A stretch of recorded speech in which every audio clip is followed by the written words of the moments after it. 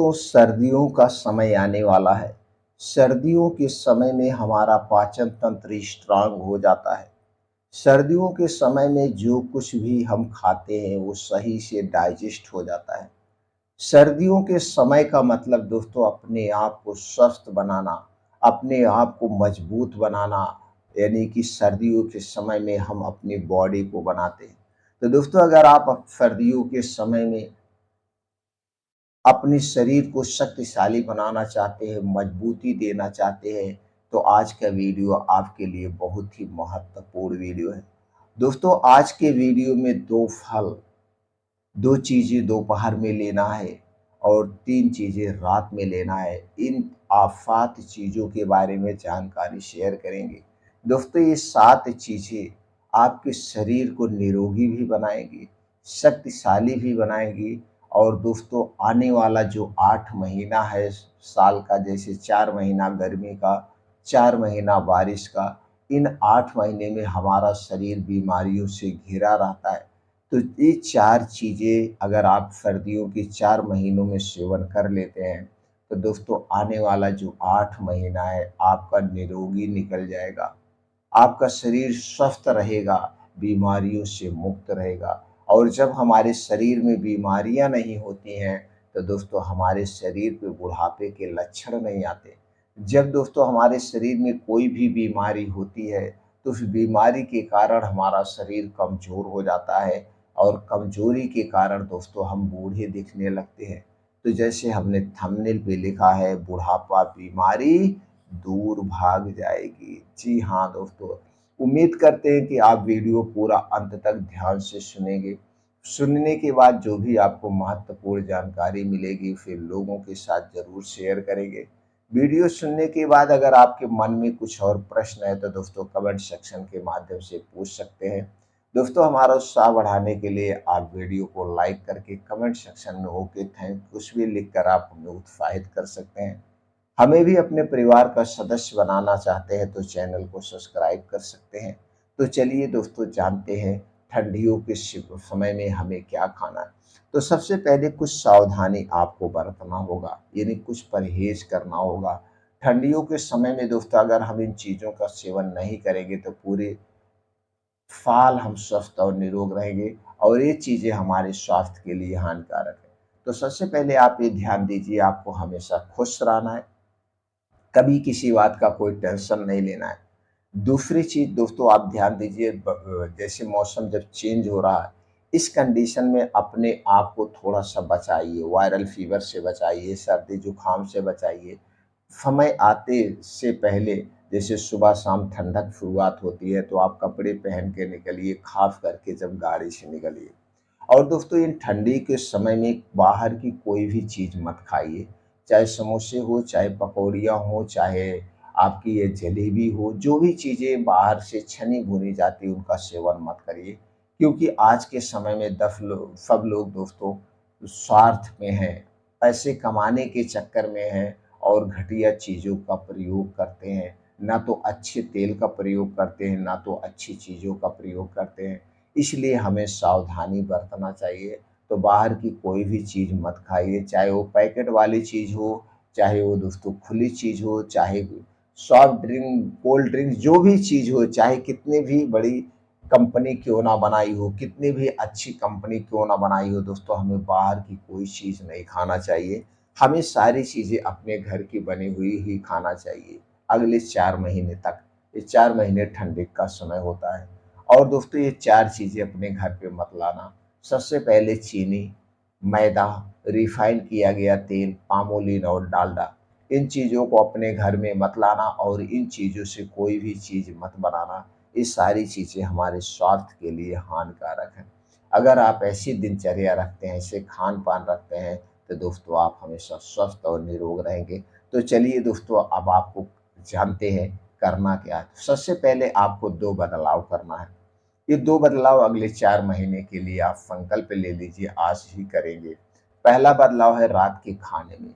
दोस्तों आज का समय सबका रात के खाने का कितना है, 9 बजे से 1 बजे के बीच सब खाना खाते हैं और रात के समय में हैवी डाइट लेते हैं, जबकि एकदम गलत है। दोस्तों आपको सबसे पहले सूर्य डूबने के 1 घंटे पहले खाना है। अगले 4 महीने तक, चाहे वो गर्मी हो चाहे ठंडी हो। तो ये ठंडी के 4 महीने सूर्य डूबते हैं कितने बजे? 5:30-6 बजे आप देखते हैं अंधेरा हो जाता है, सूर्य डूब जाता है। तो आप दोस्तों एक संकल्प लीजिए, अगले 4 महीने आप 5 बजे खाना खा लेंगे। यह खाना एकदम हल्का होगा, तला भुनी चीज़ नहीं होगा। मौसम के हिसाब से जो सब्जियाँ इस समय ठंडी में पाई जाती हैं, उन्हीं सब्जियों के बनवाइए और इसके साथ रोटी लीजिए। रोटी में कभी गेहूँ की रोटी लीजिए, कभी जौ की, कभी बाजरे की, कभी मक्के की, कभी रागी की, कभी चने की, ऐसे बदल-बदल के रोटियाँ खाइए अगले 4 महीने में। तो रात का खाना 5 बजे लेना है, आधे पेट लेना है, रोटी-सब्ज़ी लेना है। दोस्तों जब 5 बजे आप खाना खाएँगे, यह खाना जब तक आप सोने जाएँगे 10 बजे, 11 बजे तक ये खाना पूर्ण रूप से डाइजेस्ट हो जाएगा, पच जाएगा। अब आपके पेट को पूरा समय मिलेगा, आपके शरीर को पूरा समय मिलेगा अपने आप को रिपेयर करने का। दोस्तों जब शरीर को समय मिलता है तो अपने आप को डिटॉक्सिफ़ाई करता है। और अगले दिन दिन में कब खाना खाना है? अगले दिन में दोस्तों 10 से 11 बजे खाना है। अब 5 बजे खाना आपने इस टाइम खाया है और अगले दिन 10 से 11 बजे खाएँगे, यानी कि सीधे 16 से 17 घंटे का आप उपवास करेंगे, व्रत करेंगे और यही उपवास आपके शरीर को निरोगी बनाता है।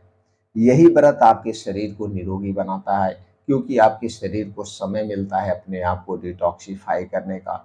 और जब आप 16 घंटे का व्रत करते हैं, तो दोस्तों इस समय शरीर का टेम्परेचर थोड़ा-सा डाउन हो जाता है, जिससे आपका शरीर अपनी बीमारी खुद ठीक करने लगता है। तीसरा बड़ा फ़ायदा है, दोस्तों जब आप 16 घंटे का उपवास करते हैं, तो दोस्तों रात के समय जो बीमारियाँ होती हैं, जैसे रात में खाना खाने के बाद पेट का फूलना, गैस एसिडिटी का बनना और गैस एसिडिटी के कारण बीपी का बढ़ना, बीपी के कारण दोस्तों जब इसका दबाव हार्ट पे पड़ता है तो हमारा हार्ट ज़्यादा तेज़ पंप करता है, जिसकी वजह से कमज़ोर नसें फटने के चांसेस रहते हैं और उससे ब्रेन हैमरेज, पैरालिसिस का अटैक, ये सारी जो समस्याएँ हैं, ये लाइफ़स्टाइल बीमारी है। ये हमारे खान-पान पे डिपेंड करती है। इन गंभीर बीमारियों से आप दूर रहेंगे। क्यों? क्योंकि आपने जो कुछ खाया वो आराम से डाइजेस्ट हो गया, अब रात में कोई टेंशन नहीं है। तो पहला बदलाव करना है, रात का खाना सूर्य डूबने के पहले करना है और दूसरा बदलाव करना है, आप जब जल्दी सोएँगे तो दोस्तों आपको जल्दी उठना भी है। तो सुबह दोस्तों आप जल्दी उठिए, यानी कि ब्रह्म मुहूर्त के 5 बजे तक उठने का प्रयास करिए। उठने के बाद सबसे पहले अगर आपको गैस का एसिडिटी बन रही है तो ठीक है, अगर नहीं बन रही है तो कोई बात नहीं। अगर गैस एसिडिटी बन रही है तो दोस्तों 1 से 2 गिलास गुनगुना पानी पी लीजिए। गैस एसिडिटी को दूर करने में मदद करेगा और आपके शरीर को एनर्जी मिल जाएगा। गैस एसिडिटी नहीं बन रही है तो दोस्तों आप वैसे फ्रेश होकर के 5 बजे यानी कि आप घर छोड़ दीजिए। नहीं तो दोस्तों बहुत ज़्यादा कोहरा पड़ रहा है, अब सीज़न कोहरे का आ रहा है, तो जब देखिए कोहरा थोड़ा-सा ढलने लगे, सूर्य निकलने लगे, तब आप निकलिए। और करना क्या है, अब उगते हुए सूरज के सामने कम से कम 5 से 6 किलोमीटर का मॉर्निंग वॉक, और यह मॉर्निंग वॉक को 5 से 6 किलोमीटर को दोस्तों आप 20 मिनट में कवर करेंगे। मॉर्निंग वॉक कंप्लीट हो जाए तो वहीं सूर्य की धूप में आप बैठ के दोस्तों कुछ योगा, प्राणायाम, मेडिटेशन करिए, दंड बैठक करिए। जैसे अनुलोम-विलोम करना है, कपालभाति करना है और लास्ट में आप 15 से 20 मिनट का ध्यान करेंगे, मेडिटेशन। दोस्तों ध्यान करने से, मेडिटेशन करने से आत्मविश्वास बढ़ता है, आत्मबल बढ़ता है। इससे आपके अंदर पॉजिटिविटी आती है, नेगेटिविटी खत्म हो जाती है। इसको करने के बाद जब घर पे वापिस आप आएँगे 8 बजे, साढ़े 8 बजे, तो दोस्तों सबसे पहले आपको क्या लेना है, एक सेब लेना है। अब दोस्तों ये सेब का समय चल रहा है और हमें मौसमी फलों का ही सेवन करना चाहिए और सेब हमारे स्वास्थ्य के लिए बहुत ही फ़ायदेमंद है। सेब सभी गुणों से संपन्न है। तो एक सेब बैठ के, जिसका वज़न 250 से 300 ग्राम हो, बैठ के आराम से चबा-चबा के खा जाइए। सेब खाइए कुछ दिन तक, जैसे 10-15 दिन, 1 महीना सेब खाइए और इसी महीने में दोस्तों आँवला आना शुरू हो जाता है। फिर 1 महीना सेब खाइए, फिर 1 महीना आँवला खाइए, फिर 1 महीना सेब, फिर 1 महीना आँवला। इसी तरह से दोस्तों 2 स्टेप करिए, यानी 4 महीने इन दोनों फलों का सेवन करिए। आपको पाचन तंत्र से संबंधित जो समस्याएँ हैं दूर हो जाएँगी और आपके शरीर की पूरा डिटॉक्सिफ़ाई कर देंगे ये 2 फल और मजबूत बना देंगे। तो दोस्तों इन 2 फलों का सेवन करना है जैसे हमने थंबनेल पे बताया, और इन दोनों फलों का सीज़न यही है। अब उस दोस्तों हो गया सुबह का। अब इसके बाद आपके घर पे जो भी खाना बना है, दाल, चावल, रोटी, सब्ज़ी, आप इसे भर पेट खाना खा सकते हैं। लेकिन कब खाना खाएँगे? 10-11 बजे के बाद, जब आपको खूब अच्छी सी भूख लग जाए। ये नहीं है कि आपने सेब खाया 10 मिनट बाद खाना खा लिया, ऐसा नहीं करना है। जब तक आपको अच्छी सी भूख ना लगे, चाहे 3 घंटा बीत जाए, चाहे 4 घंटा बीत जाए, तब तक कुछ नहीं खाना-पीना है।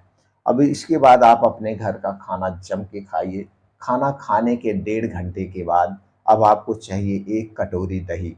ये दही आपके घर की हो। दही में लैक्टोबैसिलस पाया जाता है, प्रोप्रीबायोटिक पाया जाता है, जो हमारे आंतों में गुड बैक्टीरिया का निर्माण करता है। ये दही आपके घर की होगी, और दही जब जमाइएगा, घर के दूध से जमाइएगा, पैकेट के दूध से बिल्कुल मत जमाना। दही को जब जमाना, मिट्टी के बर्तन में जमाना, और मिट्टी के बर्तन या कांच के बर्तन में ही खाना चाहिए। दही दोस्तों हमें 1 कटोरी चाहिए। 1 कटोरी का मतलब 200 ग्राम चाहिए। 200 ग्राम दही में आपको मिलाना है 1 ग्राम चूना। यही चूना जो पान में खाया जाता है, इसी को मिला के आपको लेना है। दोस्तों 1 ग्राम कैसे वज़न करेंगे, इसके लिए 1 गेहूँ के बराबर लेना है, और उसी में मिला कर के आपको खाना है। 2 घंटे के बाद, अब दही खाने के बाद कुछ भी नहीं खाना है। अब दही और चूना जब दोनों एक साथ मिल जाएँगे, तो दोस्तों आपके शरीर की हड्डियाँ लोहे जैसी बन जाएँगी, हड्डियाँ कभी कमज़ोर नहीं होंगी। और जिसके शरीर की हड्डियाँ मज़बूत होती हैं, दोस्तों उसके शरीर में जल्दी कमज़ोरी नहीं आती है, कभी कमज़ोरी नहीं आती है। और आप जैसे आज के समय में कुछ लोग हैं, चलते-फिरते गिर जाते हैं, हड्डियाँ टूट जाती है, तो टूटने का चांस नहीं रहेगा। दाँतों से संबंधित समस्याएँ नहीं आएँगी, दाँत भी मजबूत हो जाएँगे। इसे रोज़ लेना है। अब किसे नहीं लेना ये भी जान लीजिए। जिसको भविष्य में कभी पथरी की शिकायत हुई है या पथरी की समस्या है, तो पथरी की समस्या वाले लोग दही व चूने का सेवन नहीं करेंगे।